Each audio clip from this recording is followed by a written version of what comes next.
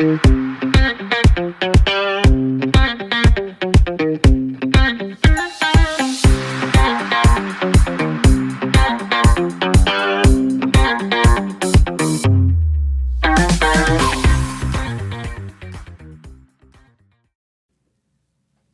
love pheasant hunting. What do you love about it?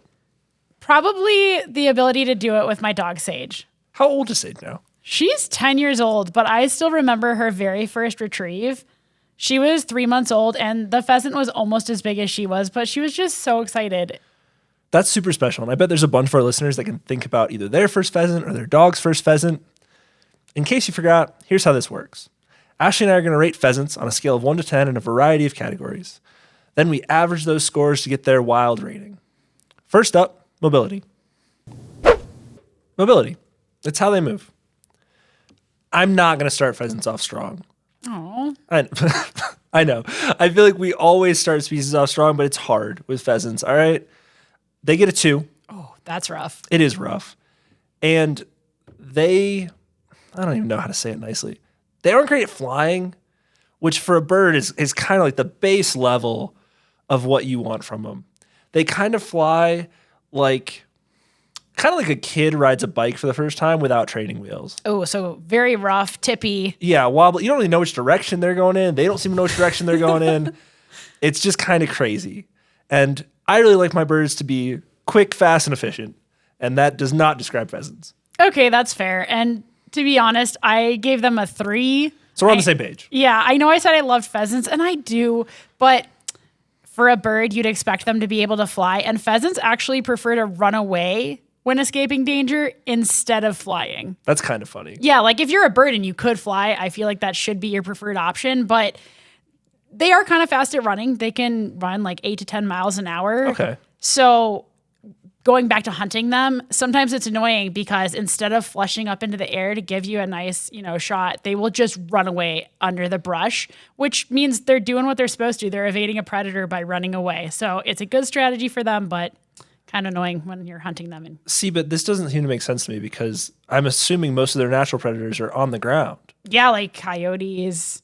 Yeah, so like you have the cheat code. You can fly. Just do it. But you just said they can't fly well. So I think it all comes together there. Low scores on mobility all around. Now, let's run over to size. Size. It's how big and small, how short and how tall. I gave pheasants a 4. They're basically the size of a chicken, but even skinnier than a chicken. So pretty used to seeing birds that size. Yeah. Not remarkable. 4 feels fair for not remarkable. They're not remarkably small either. No, they're just average. Yeah. And the roosters do have long tails that can look kind of nice. The hens don't even have those. So what'd you give them? It doesn't get better from here. It's going to be a 2 from me. They aren't especially heavy for birds either. Like I think you summed up really well and just kind of average.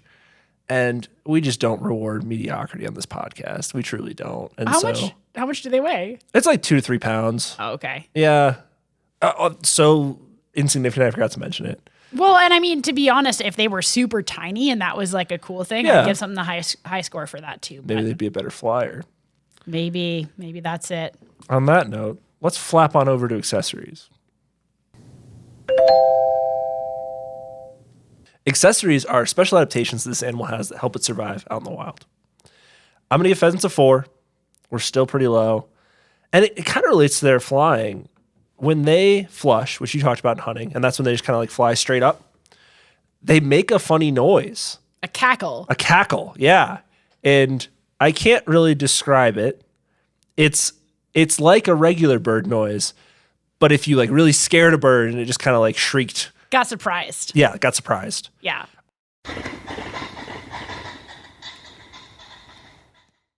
My issue with this, and why it only gets a 4, it's kind of like a fun thing, but essentially they're like, I'm in danger, better announce my presence to all of my predators.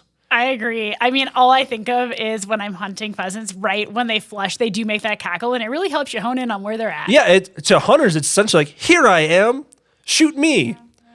Crazy. Not advantageous. What'd you give him, Ashley? So a bit higher. I went with a 6. Okay.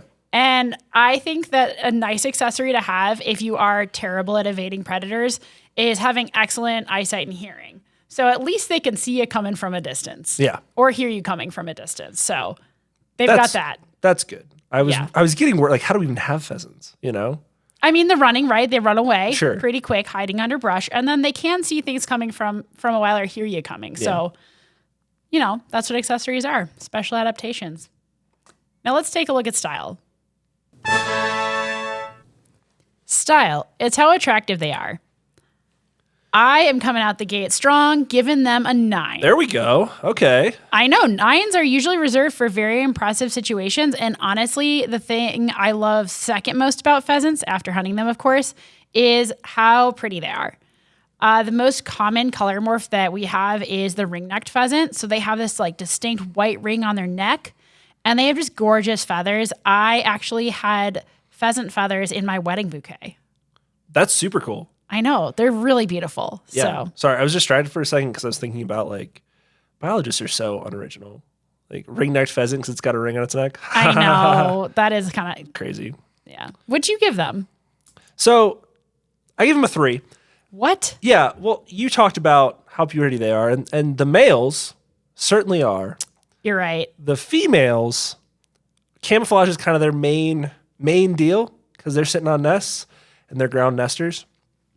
And when camouflage is your main thing, generally you're pretty boring looking. That's fair. I guess I was really speaking about the roosters in that one because they have, these bright green and blue and red and brown, white feathers that are really striking. The females are very, very bland. Yeah, the hens look like grass by design, which is great, but still grass.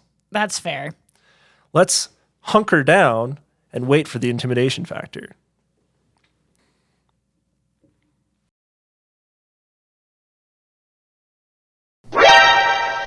Intimidation factor is how scary is this animal to other animals or to us?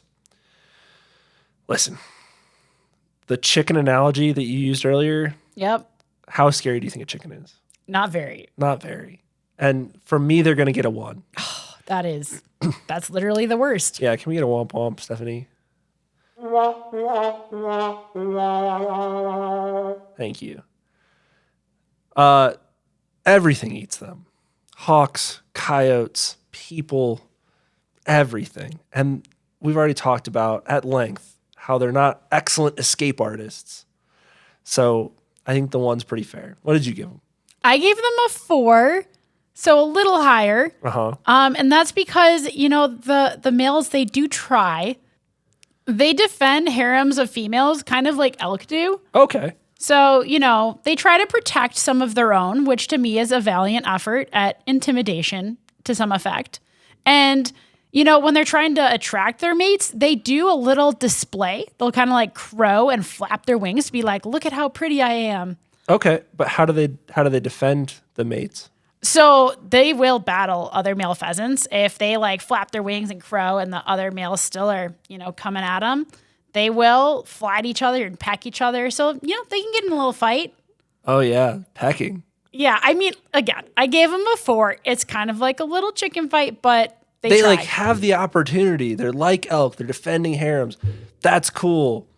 And then pecking each other? They're birds. I guess. Yeah. Maybe So they grew antlers or something. I don't know. yeah, let's flush on up to Razzle Dazzle.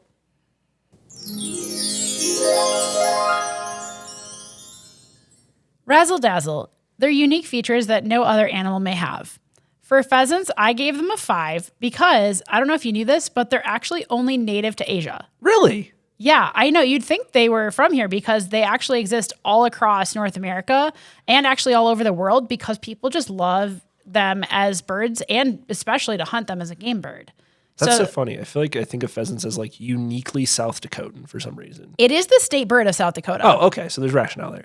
Absolutely. And their biggest populations in North America are in the Midwest because they're really able to survive well in kind of agricultural areas, grasslands, fields, marshes, that kind of stuff. But yeah, they're actually not from here, but they do really, really well all over the world. So that's kind of unique. Yeah, that is. What about you? I gave him a 6, which I think is the highest score I've had the whole podcast. Yeah, I'm impressed. You're really on the up and up. Yeah, they do this this thing that you see in other bird species, but it's like funny to think about it with a pheasant. Okay. So like, stay with me. Sometimes they'll lay eggs in other species' nests and basically make the other species take care of their babies. Oh, yeah. Which like other birds do this. I think it's called parasitic nesting. Yeah, it's a cool trick. You're like, here, you raise my kid for me. It is a cool trick. So they'll do it for species that are just like them. So prairie chickens is a good example of another bird that relies a lot on like agricultural areas or grasslands, and they'll lay eggs in prairie chicken nests. And they're kind of like a pheasant. And so you'll have pheasants that grow up kind of thinking they're prairie chickens. Oh, no. And it's almost like a Buddy the Elf situation. Nobody's ever going to tell them that they're not a prairie chicken. And so they'll like try to mate with prairie chickens. They'll like defend harems from other prairie chickens, but they can't interbreed. So they just like pretend to be this other species, and it almost backfires on the pheasant because what you want is someone else to raise your young, your chick, to then become a pheasant, but they never become a pheasant. It's just like a bad prairie chicken. Oh, that is hilarious, honestly. It's pretty funny. I like that. I didn't know that. That's really funny. It's time for our wild rating, which is the average number of points given out for all the previous categories. Stephanie, can I get a drum roll, please?